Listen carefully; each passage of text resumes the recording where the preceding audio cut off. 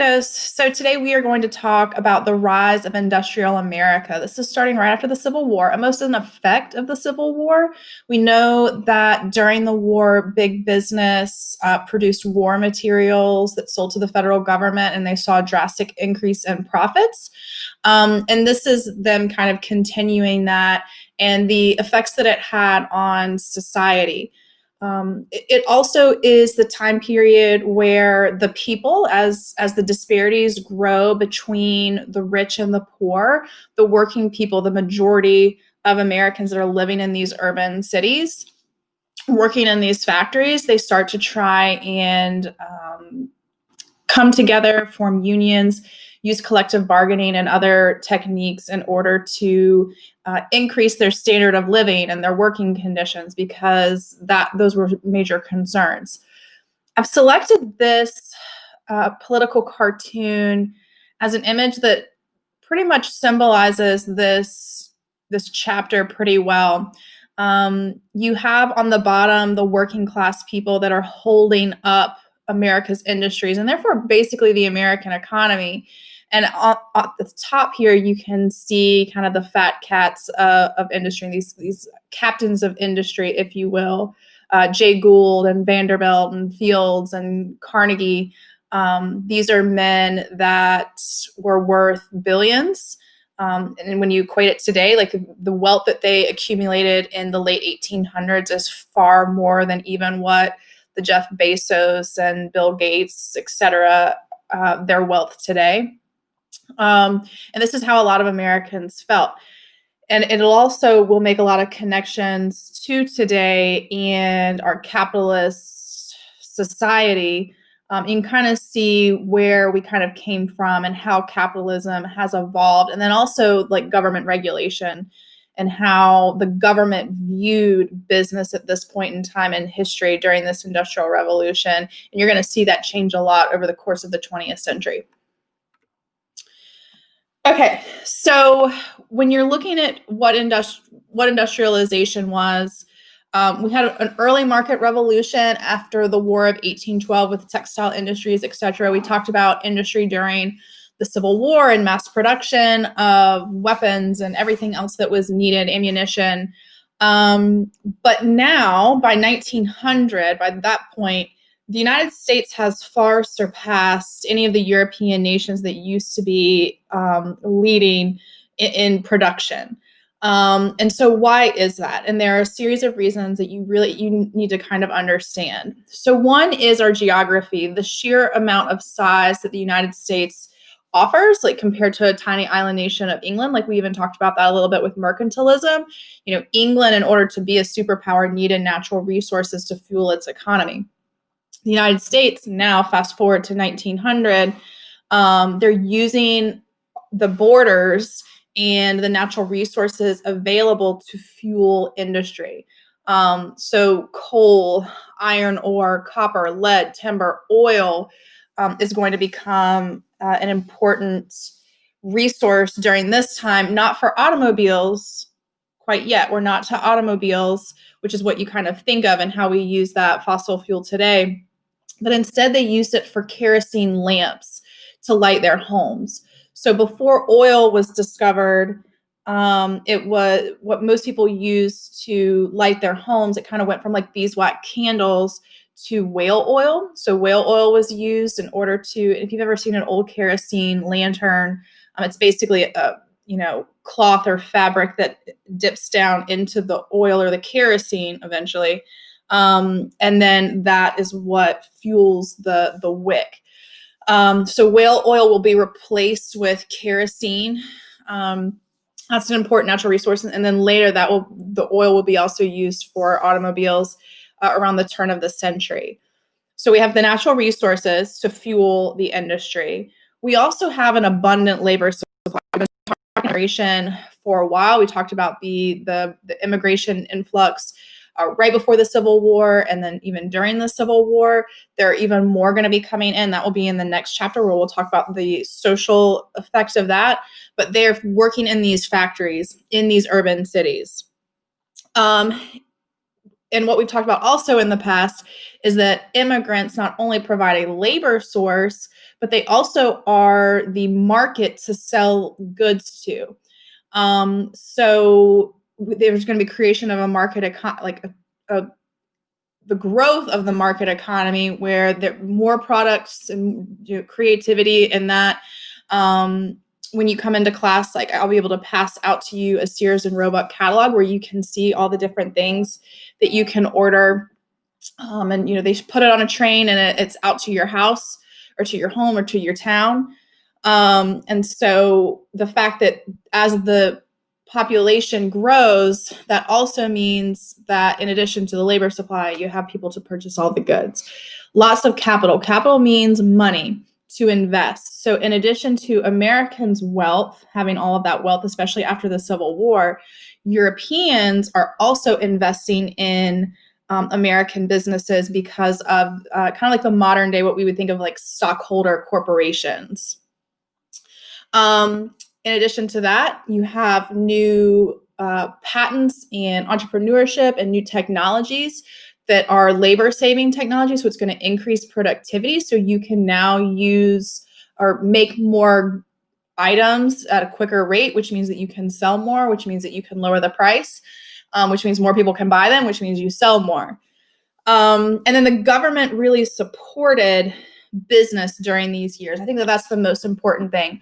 If we go back to Jefferson and Hamilton and looking at what should the role of the federal government be when it comes to business, Hamilton was very pro, government aiding business. So we've talked about tariffs and things like that in the past. Tariffs are still going to be a thing, and it's going to be a controversial issue, just like it was before the Civil War.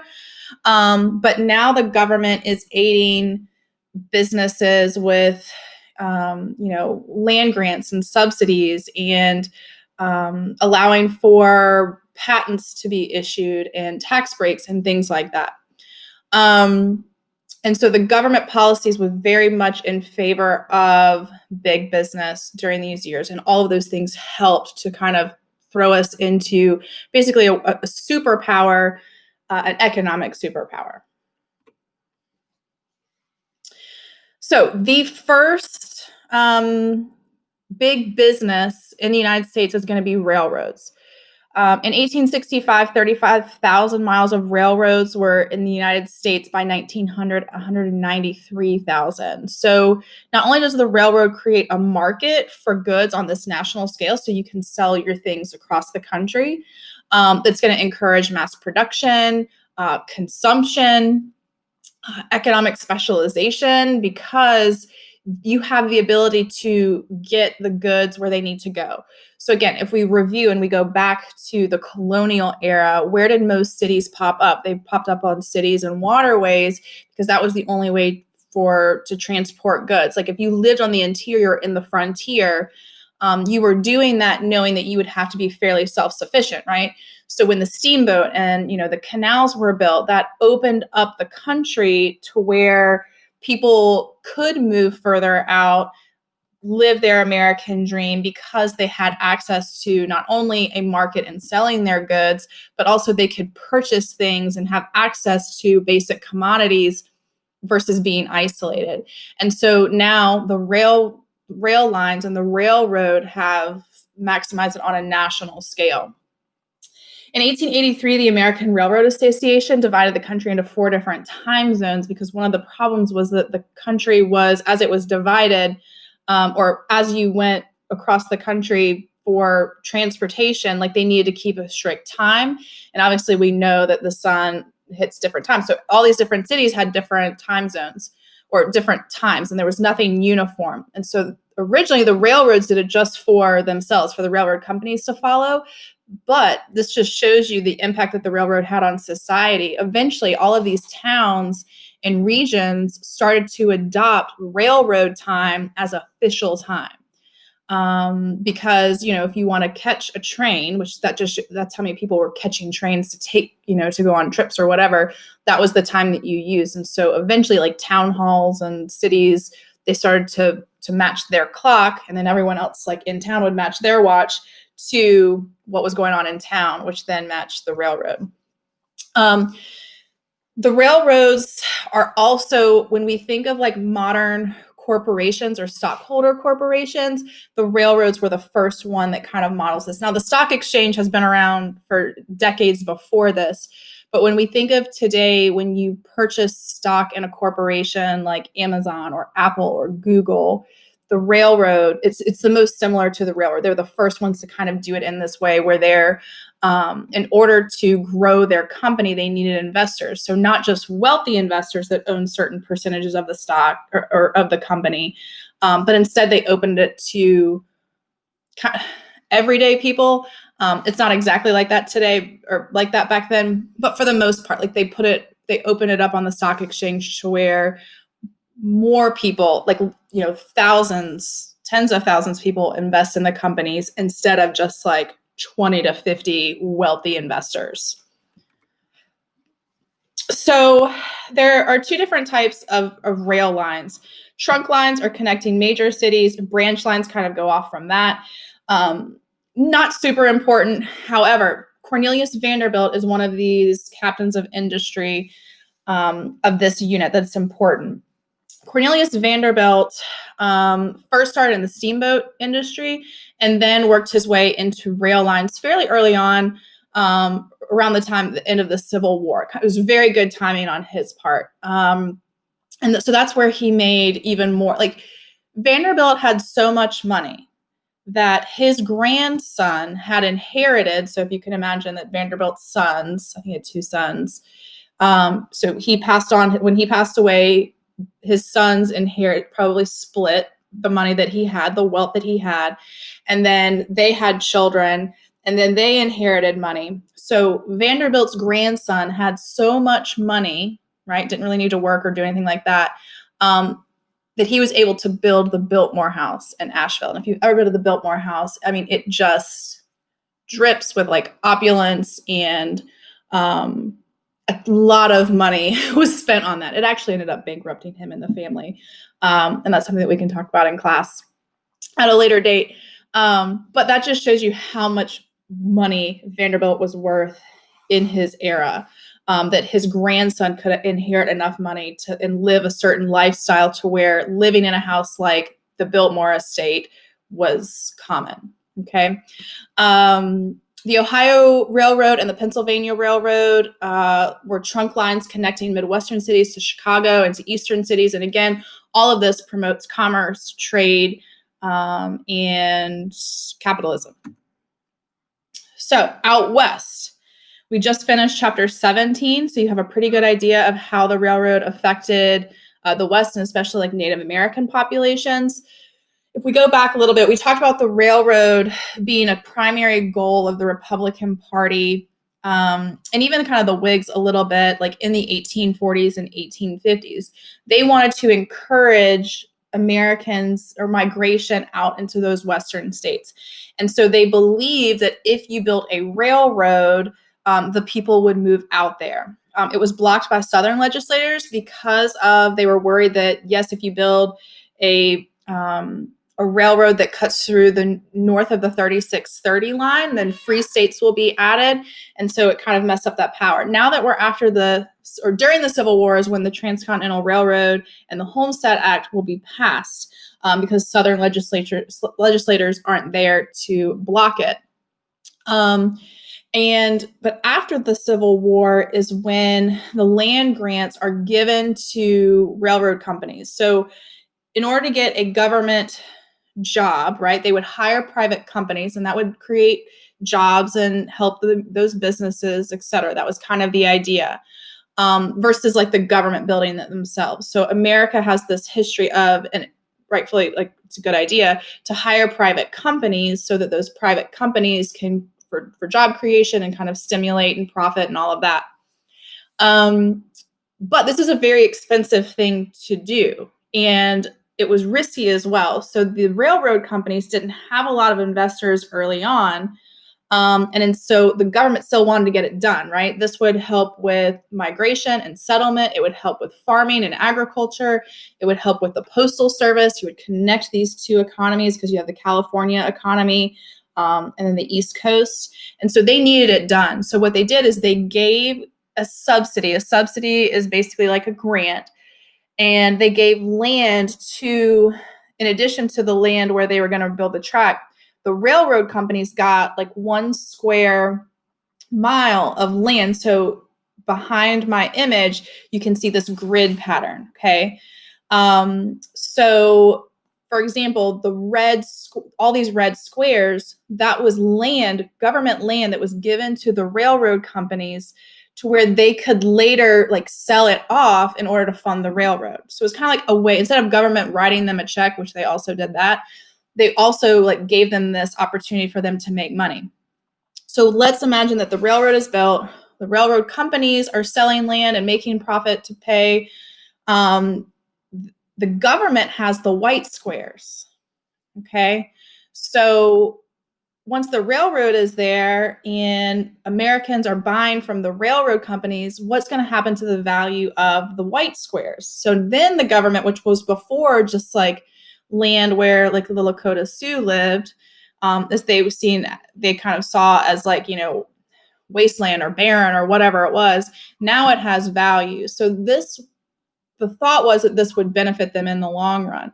Unfortunately, as quickly as it went, there was a lot of corruption. There was the Credit Mobilier scandal where, insider trading and taking of bribes by government officials or legislators who were, taking kickbacks from companies in order to like pick, how do you pick these companies that are going to be doing the government work? Well, the companies would bribe the politicians. It was a very corrupt period of time.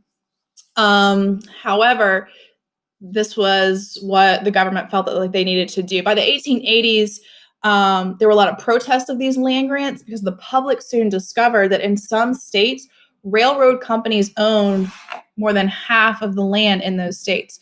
So originally, Americans were in favor of all of this because of the American dream, the Homestead Act. Homesteaders were not really benefiting as much as big business was, the railroads.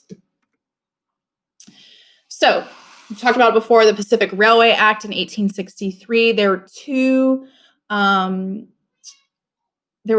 railroad companies that built the Transcontinental Railroad.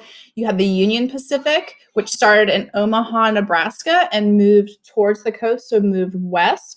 Most of the people that worked for this railroad were Irish immigrants, freedmen, former slaves, Civil War veterans eventually, like after the war is over with, because it wasn't finished until 1869. They eventually made their way to work on the railroad. The other was the Central Pacific Railroad, and it started in Sacramento, California, and it moved east. And so the goal was that they were going to meet up. That railroad hired over 6,000 Chinese immigrants to basically doing very dangerous work of using dynamite and blowing, because they had to go through the Rocky Mountains. So where the Union Pacific probably made more ground, the Central Pacific had a more difficult route. So, and then you also got paid per square mile depending on what type of terrain. So the cheapest per square mile was like flat, and then it had kind of like hilly, and then not technical term, and then more mountainous. So most of what Central Pacific was doing was mountainous, and so they got paid more per square mile. It met in Promontory Point, Utah, and that was the other thing that's interesting, is that they didn't really have like an exact plan of like where they would meet. They just said that like we'll figure it out when we get close. And actually, they actually missed each other, and they had to come back and readjust. Golden Spike photo is taken, as you can see behind me. What's interesting here is there are a lot of white men, a lot of businessmen there, and what's missing from this photograph are the thousands of Chinese American citizens that helped build the railroad, and a lot of them died as well. It was a very dangerous job. They were also paid less, as were the Irish immigrants, and as were African Americans for their work. So I mentioned corruption. I also mentioned that it was kind of like dirty business, and it's also not regulated. So we've talked about before with financial disasters and panics and depressions about a speculative bubble. So basically what that means is when you speculate, it means that you are, there's no basis for how you are deciding the value of something. It's just that you think, right, that this is a good investment. You're basically buying and selling for a quick profit. That's what a speculator is. And on the stock exchange and with these companies, there was lots of buying and selling for quick profits. And so with that, there's not a true, like, what is the value of the railroad? Well, when you overbuild the railroad, or if you make too many goods, right, and the supply is high, the market eventually kind of adjusts. And that's what the bubble pop is. So when you invest all of this money and you spend all this money on railroads, but the people and the businesses aren't using them in a way in which you're actually getting any type of profit back, at some point, that's where the bubble bursts, and then it just has to adjust again. So you have a series of bubbles that are popping in the 1870s and 80s. There's a panic in 1873. There's going to be another one in 1893. And when there are those recessions or depressions in American history is also when big business maximizes that. So the people that have the millions of dollars, they're not really as affected as maybe everyday people with high unemployment and whatever. They have money and assets to sell or money to sit on until they come out. And most of the time, even today, is when there's a recession, that's when people with money start buying. Jay Gould was one of those men. He was a railroad speculator. He was kind of known for that. And so anytime there was a recession, he would come in and he would purchase up a lot of different railroads, sell them out piece by piece. Or what JP Morgan did is they consolidated. So you're buying these companies that have gone under, you're consolidating, you're forming like one big corporation. So kind of think moving in the direction of a monopoly. JP Morgan was worth a ton of money, and it wasn't, all he did was buy and sell things in order to grow his wealth. Money makes more money, and that's exactly what he did. So he's a financier. JP Morgan Group is still around today. By 1900, there were 7 giant systems, railroad systems, that was controlled by 2/3 of the industry. So what you do have is, yes, you have only 7 major like railroad companies or corporations, but with that, there's a lot more consistency and more efficiency.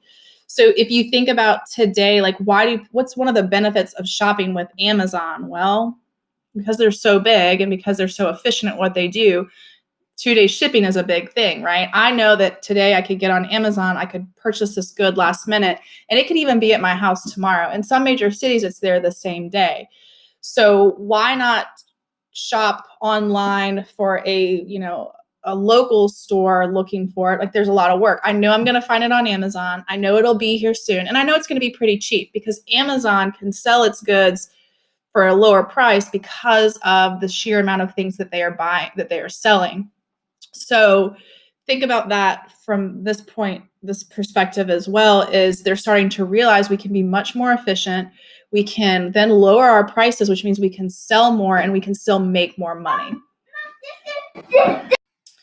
So in addition to buying out their competitors, some corporations would create interlocking directories in which they would have the same board of directors in order to create a regional monopoly. So the people would serve on Railroad A and Railroad B, and they would be able to control their prices and things like that in order to, like, they could raise their prices in order at the same time.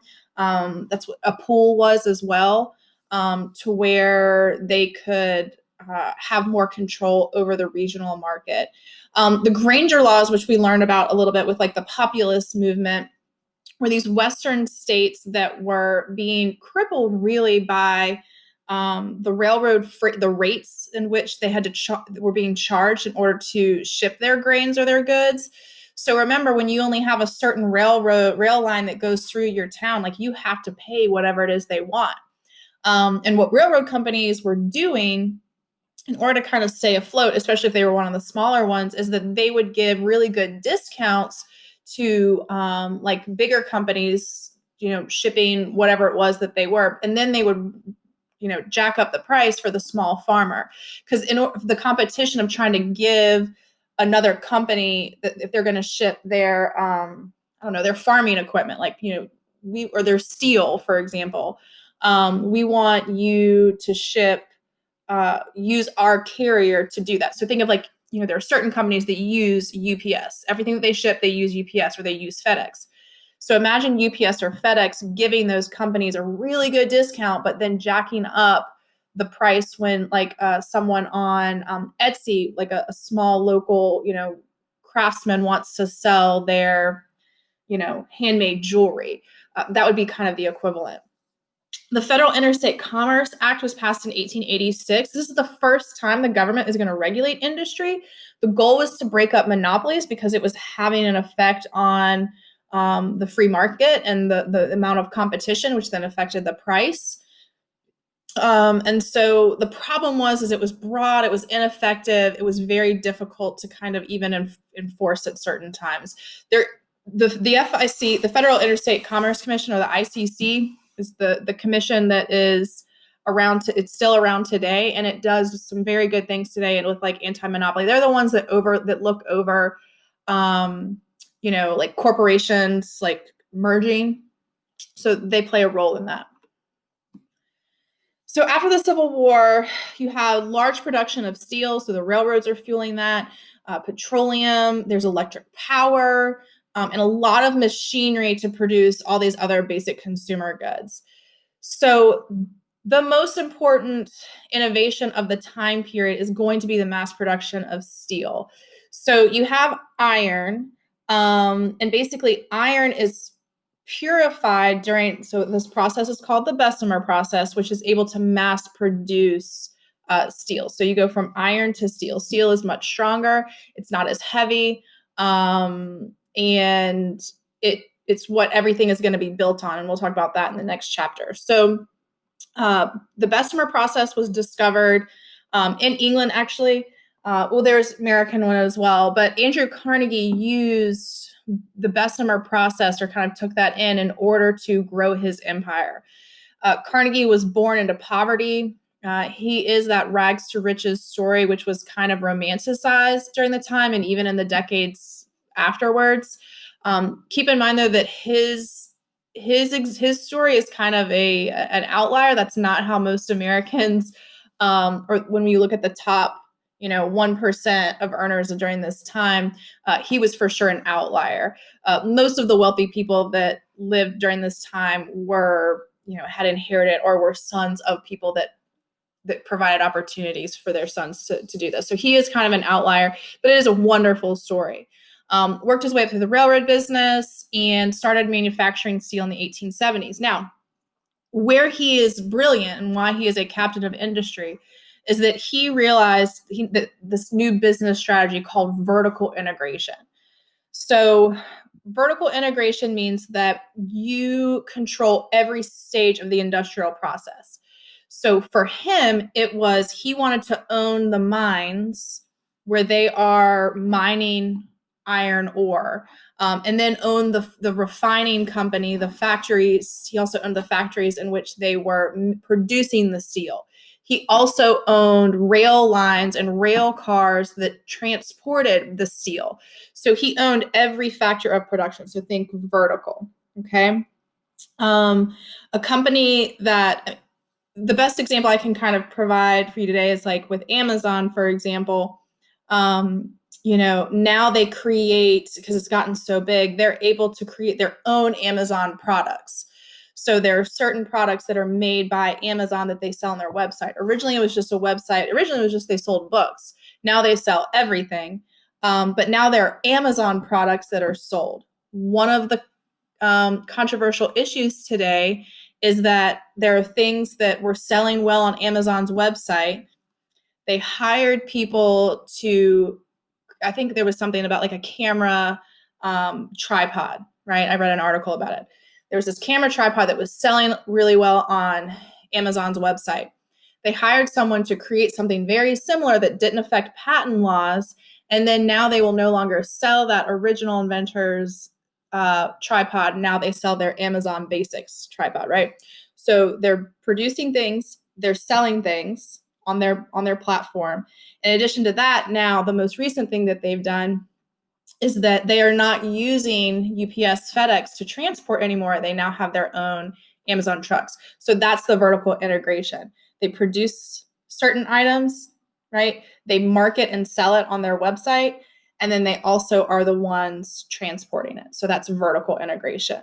Okay, so by 1900, Carnegie Steel, that was the name of his company, employed over 20,000 people, produced more steel than all of the mills in Great Britain. And when he retired in 1900, he decided from that point on to dedicate his life to philanthropy, and we'll talk about that in a second. Sold Carnegie Steel to J.P. Morgan, remember the financier, for $400 million. But by within a few years, U.S. Steel is going to be the first billion-dollar company. So once J.P. Morgan buys it, he changes the name to U.S. Steel, and it will be the first billion-dollar company. So another important industry of this era is going to be the oil industry, and Rockefeller is going to dominate it fairly early on. Again, like Carnegie, he's going to use a new technology and then a more efficient business practices. So Carnegie deals strictly with the oil refining part of the business. He uses something called horizontal integration. I think it's what we more often think of when we think of a monopoly, like you buy out your competitors. That was his model. He believed that, especially in oil, it was because there was a lot of speculating and trying to find oil, that was too risky for him. Instead, he wanted to figure out how he could, and he knew that the demand was high. So he wanted to figure out how he could make money in the most important part, right? Taking that raw material, making it into kerosene, and then being able to sell it to Americans. And so what he did is he grew his company so large that he lowered his prices enough to where he would force the other businesses his competitors to go out of business, and then he would come in and buy it for actually really cheap prices. He also negotiated with railroad companies and used rebates in order to kind of keep those costs low. So he formed Standard Oil Trust. They controlled 90% of the oil refining business. It was the monopoly of the time period. Lots of different companies that were controlled by the board of trustees, that board of directors, were controlled by Rockefeller and Standard Oil. So if you think about like today, I'm trying to think of we obviously don't have monopolies today, but on a scale of which, like when you think of like some of these major conglomerates like GE, where they own, NBC Universal and, General Electric, they make appliances. So those are like a major conglomerate. If we were to kind of equate how much wealth and how much power he had economically, that's kind of a comparison. Even though, again, it's a little different. It's like apples and oranges, but still, he controlled the entire market. So he was able to control the supply. He controlled prices. His profits went through the roof. But again, he kept the prices fairly low. He was one of these examples of a monopoly. He didn't necessarily take advantage of them, but the fact that he had the power because he controlled so much, he could have raised prices. And that worried a lot of people. And so he is going to end up, there are going to be some Supreme Court cases that are going to, a lot of cases that are going to involve Standard Oil. So what's important about Rockefeller is that other companies, other industries saw how he streamlined it and how he was able to maximize his profits and his efficiency. And so sugar industry, tobacco, leather, the meat industry, they're all going to use that same strategy. That's their goal, is to use horizontal integration in order to create a monopoly. So we know that there's a lot wrong with this. When you have a monopoly, there is no longer a free market, right? The invisible hand no longer works because you only have one company that you can buy from, versus because there's a lack of competition. You need competition in order to keep prices down. So the antitrust movement began in the 1880s. A lot of the middle class are worried about the large amounts of this unchecked power within these companies and these interlocking directories and corporations. In addition to that, a lot of this old money elite are worried about the newfound power of this new money, these people that are taking advantage of the government with the patent laws and the encouraging of entrepreneurship, the new technologies. And so in 1890, you have the Sherman Antitrust Act. And basically what it did, it's an anti-monopoly law. That was the goal of it. But the language is kind of broad, and it was vague. And that was done on purpose, I'm sure, because remember that the people in political power historically are also the people that have a lot of financial power. And so the Supreme Court, though, is also going to rule on it in U.S. v. E.C. Knight in 1895.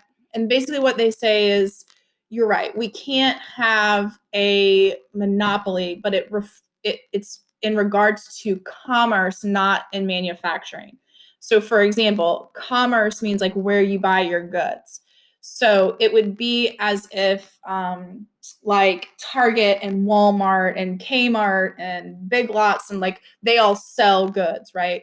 So that is the commerce part. They're not producing goods, they're selling the goods. That's the commerce part. Manufacturing is the production of goods. The law will be strengthened in the progressive era, and we'll talk about that in the coming weeks.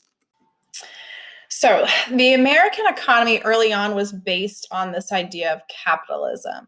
Remember that, during the colonial era, you had mercantilism and how the British government kind of had a monopoly over the colonists and the merchants, and that's not really what they wanted. So they used Adam Smith's Wealth of Nations as kind of a goal, right, in that the invisible hand theory, right? Laissez-faire capitalism means hands off, and that the government needs to keep its hands off the economy, and that the businessmen would be motivated by their own self-interest, so profit or sales, in order to improve goods and services and lower prices, right? So if you have 5 products from 5 different companies, the one that is going to sell is going to be the best quality for the best price. Like sometimes people aren't willing to pay a certain price for it, even though it's quality. So they kind of adjust, but that's what it is. And that's how his thought was. However, early on, starting with Hamilton, tariffs became an issue where they wanted to use the government. So not hands off, but let's use the government to help businesses, aid businesses. So let's reduce competition with foreign powers so that American industries will thrive and American people will buy American goods. So it's not really a hands-off laissez-faire system. So during this time period, once you have the rise in monopolies and trusts, it starts to undercut the competition, which kind of throws everything out the window. So in addition to that, though, you also have Darwin's theory of natural selection, to where industrialists are trying to justify the amount of wealth that they're accumulating. And so social Darwinism is the belief that natural selection and survival of the fittest should also be applied to the marketplace, so the economy. So, hey, if you can't create a quality product for the right price, you don't deserve to be in business. And also even in society. So like you don't make, you're not, you're living in slums and earning pennies and only working in the factory. That's because you're not working hard enough and you don't have the aptitude or the capacity to think creatively and come up with the next big, great idea. It's a little controversial. I'm sure that there are people that still kind of believe that to a certain extent, but today we know that there is great opportunity in the United States to attain that American dream, but we also have to know that there are Americans that have more opportunities than others. So Professor Sumner, he's a social Darwinist, he was at Yale University. He argued that helping the poor would actually interfere with the laws of nature and would only weaken the species and weaken the evolution of the species, and it just preserves the unfit. And so, again, it was also controversial because there were a lot of people that still were kind of questioning the idea of science and really they thought that Darwin's theory on evolution, like biological evolution, was kind of crazy because it contradicted like the creationism story. But people did like this in that it gave certain more analytical people a scientific justification over racial prejudices. Like there are people that are fit and there are people that are unfit. And it really supported kind of even that view of like the Southern antebellum farmer and the paternalistic idea. Like it's kind of supported that. And so some people they were in favor of it, unfortunately. Some people don't like the science part. They would rather look at religion. And so there was a thing called during this time the gospel of wealth, and that people would say like, well, these industrialists are the reason that they're being economically successful is not because they're more racially fit, but it has more to do with their religion and their Protestant work ethic. And again, that goes all the way back to the early founding.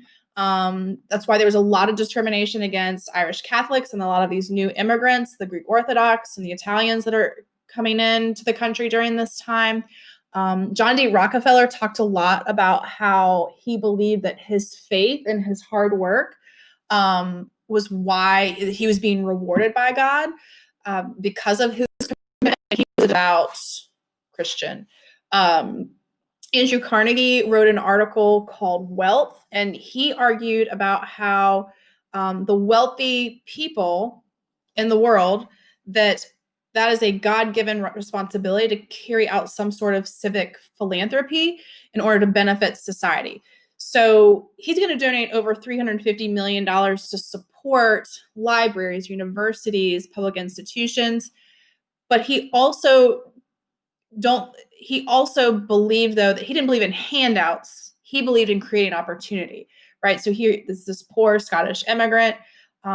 He's going to help found Carnegie Mellon University, the library in New York City. But again, let's not just like give out handouts, but instead let's build schools. Let's buy books. Let's create opportunities for those poor people working in these factories for like upward mobility. He kind of viewed education as that. Okay, technology and innovations of the time period are going to really help a lot of businesses. You can imagine how the telegraph and instant communication is going to aid businesses. Mostly that's how it's being used at first. Eventually, everyday consumers can message, family members in different cities, especially with migration on the rise. So that is an important technology. You can see listed other technologies that are going to help businesses. Consumers are going to have benefit from new technologies with the camera and, Gillette's safety razor, the fountain pen, all those things. It also helps with like production and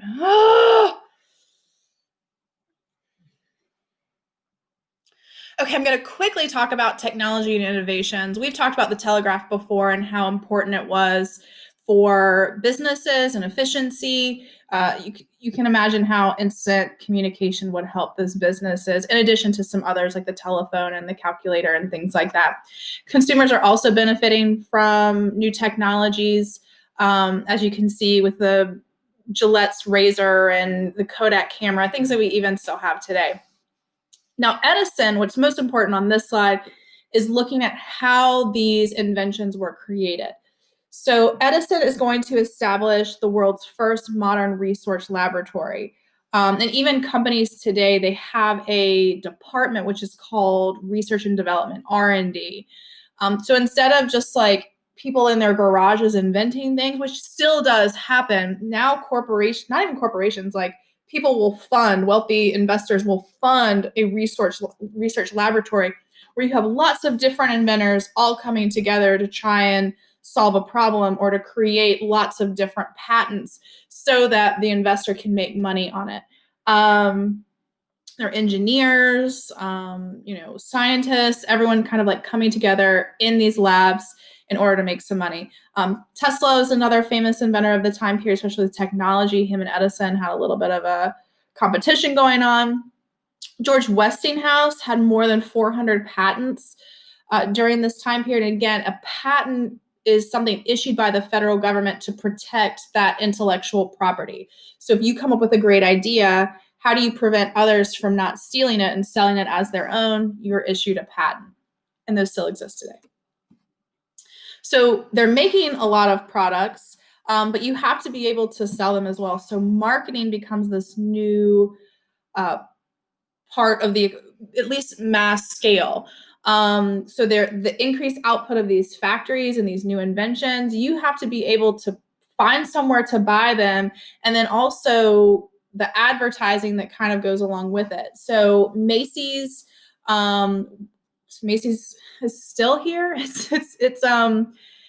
A lot of these department stores are struggling. We know that Sears has gone under in this year because of online sales. It's these companies that have been around since the late 1800s of these department stores, these brick and mortar stores are far and few between now. Like malls where, you go to one location and there's lots of different stores, where shopping was kind of a part of the culture. The same thing was going on during this time period. Advertising and marketing not only promoted that consumer economy, which we've had ever since then, but it's created this culture, this shopping culture and a pastime, which has been fairly consistent until I would probably say the last few years, with now how it's kind of like e-commerce. I think that the COVID-19 pandemic has also played a major role in that, because people haven't been going out shopping. Instead of, they've been staying home and doing it from their phones.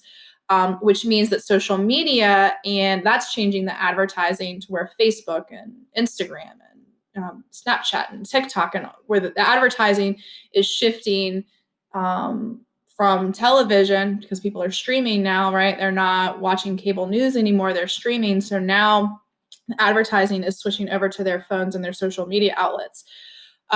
So there are a lot of impacts of industrialization on society. One of them is going to be the growth of the middle class. So white collar positions, managers, clerical worker, accountants, salespeople. So one of the things that always confuses students is the difference between a blue collar worker and a white collar. So blue collar are people doing manual labor, mechanics and factory workers, hands-on.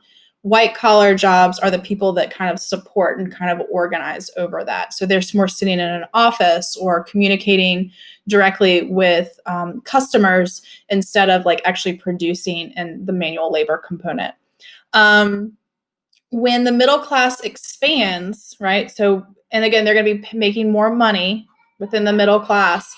That's also going to grow other white collar positions, right? So as people make more money, they're going to hire lawyers. They're going to put their money in banks. You need more bankers. You need more doctors, public employees, storekeepers, all of those things, because they're spending money. And so more jobs are created. More white collar jobs are created because of that. So by 1900, 2/3 of all working Americans are working for wages. So that's a 10 to 12 hour day, 6 days a week. They did have Sundays off. Wages are determined by supply and demand. So if there's a large supply of immigrants, which there usually was, there's a lot of competition for factory jobs. So that means that wages were extremely low, because if you didn't like it, that meant that you could quit. There was someone else to come fill your position. David Ricardo's iron law of wages argued that if you raise wages, because most of these wages were so low that it wasn't like a living wage. He argued, though, that if you raised wages, all it would do was increase the working population. So it would almost be like an incentive for people to work these positions. And that the availability of more workers would in return actually cause the wages to fall. And then it would create an endless cycle of poverty, misery, starvation, etc. There's no real proof of that. Real wages are, and that's something that you can apply to today, a real wage is income adjusted for inflation. So if there's a inflation rate of 3%, over a 10-year period, that means that wages should go up in that regard. Real wages in the United States have not increased since the 1990s. So inflation has continued to go up over the last 30 years. However, wages have remained stagnant for most Americans. Corporate profits and higher, like executive salaries have gone up through the roof, and we'll talk more about that during the Gilded Age. Working class families, for the most part, depended on the work of women and children. By 1890, 11 million of the 12.5 million families in the United States, so keep that in mind, 11 million of the 12.5 million families, so head of household, so think of the census is how they use this, they average less than $380 a year in income. So the average was $380 million for those $380 a year for those 11 million. To put that in perspective, $380 in 1890 is about the equivalent of, it's actually less than $11,000. It's like $10,900. So imagine, so whatever that percentage is, 11 million out of 12.5 million, that's how many Americans are living below the poverty level. Like the poverty level today is somewhere around like $18,000 or $19,000 a year. And so imagine that the average was 10,000. That's how impoverished these people were. 1 in 5 adult women was working in the labor force by 1900. Most of them are young and single. Only about 5% of them are working outside of the home. And most of those situations, like if your husband is injured or something happens to him, then you have to go work in one of these factories. However, women were taking on work inside the home. So they would take on wealthy people's laundry, maybe some domestic help. But also keep in mind that there's still a lot of Americans that are living on farms. Factory work for women was usually in industries that people perceived as an extension of the home. So something in textiles or food processing, kind of the cult of domesticity, like falling over into the next, this industrial period of time. As the demand for clerical work increases, though, women are going to move into that field, even though that was predominantly done by men. And what's interesting, so there's secretaries, bookkeepers, typists, telephone operators. That job is actually going to become feminized to where men are no longer going to be hired for those positions. The same thing with nursing, for example. Like before the Civil War, men were nurses. After the Civil War, after Clara Barton, there's this major shift where that job can only be done by women. Thankfully, now they're getting kind of away from that stigma. So industrialization is going to raise the standard of living for most Americans. Molly, go lay down.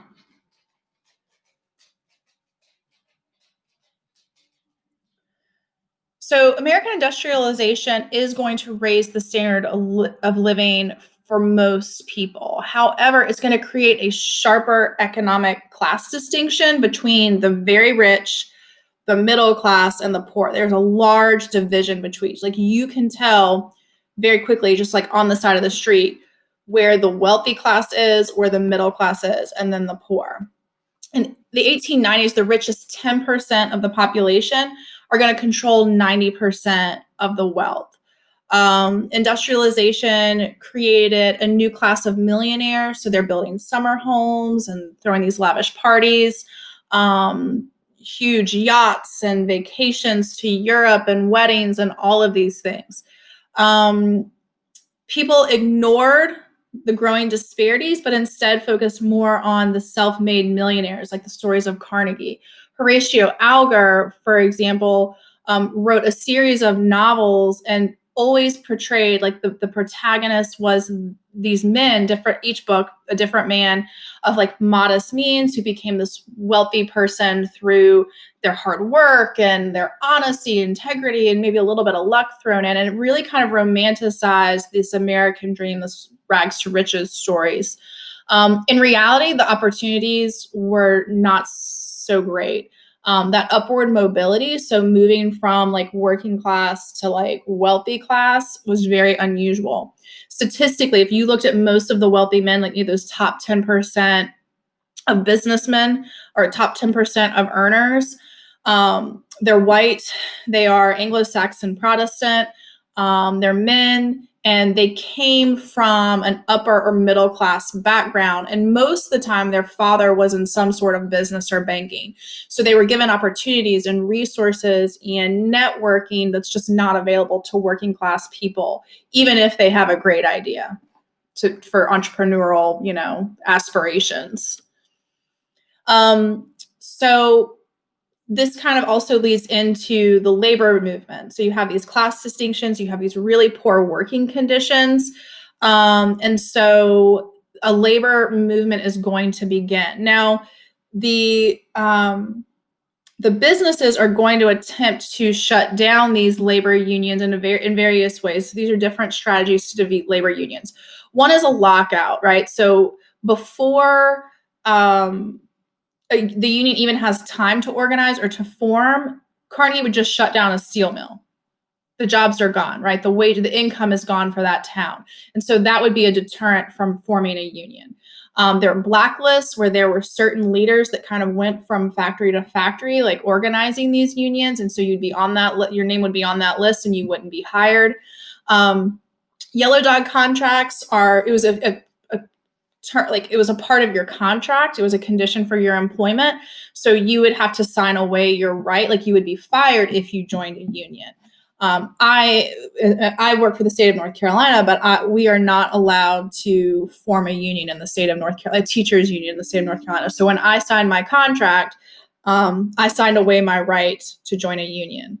In addition to that, you have like actual physical force. They were private guards that were hired. State militia was used to break up unions, and eventually the courts, so court injunctions. So before the 1860s, unions had been organized, but they were more like local associations or within a city or a region.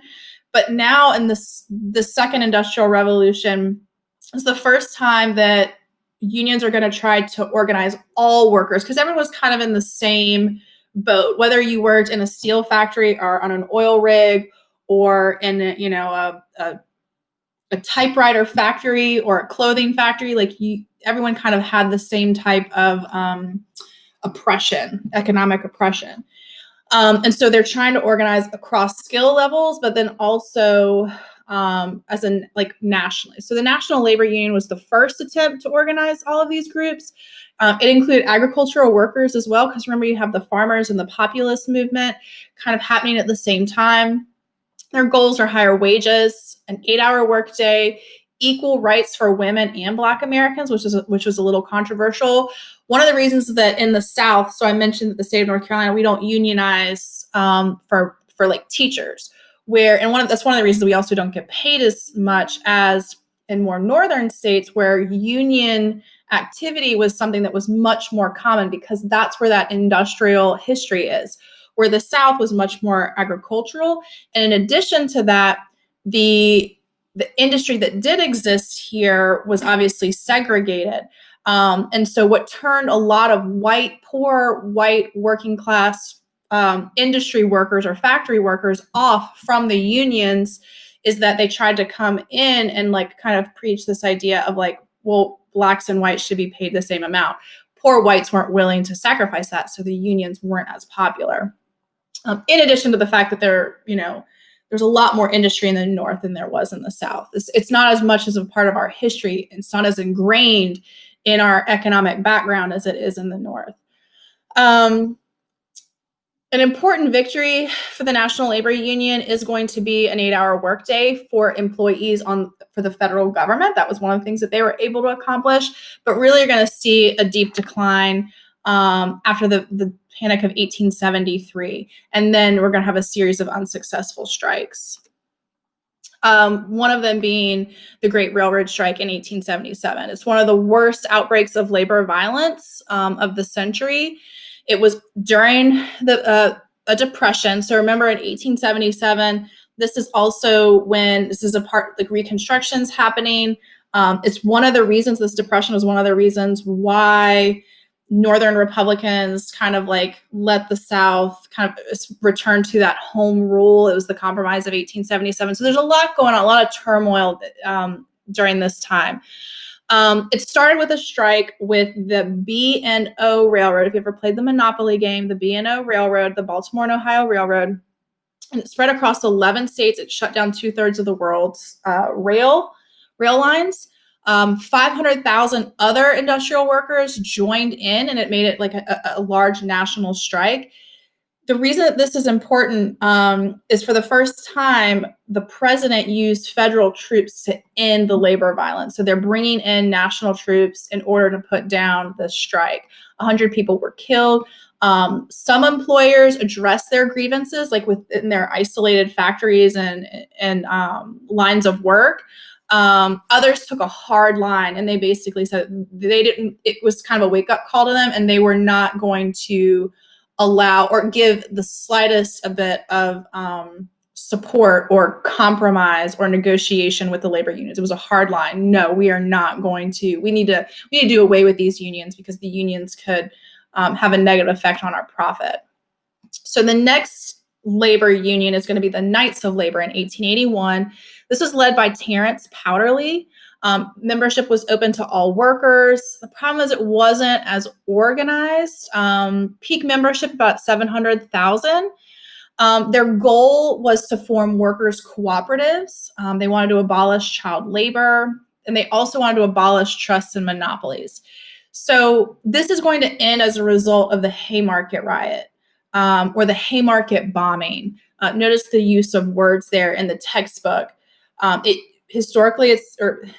In recent decades, most of the textbooks have called it a riot because that kind of gave this event kind of this negative view, because again, the goal of the government at this point in time was to label these union groups as radical, as violent, even though in this particular situation, it was a little bit more complex than that. Basically, in Chicago, you had about 800,000 people that were attending this. It was a demonstration. It was a strike, and 200 anarchists basically showed up. So you had a loosely organized group that was trying to fight for workers' rights.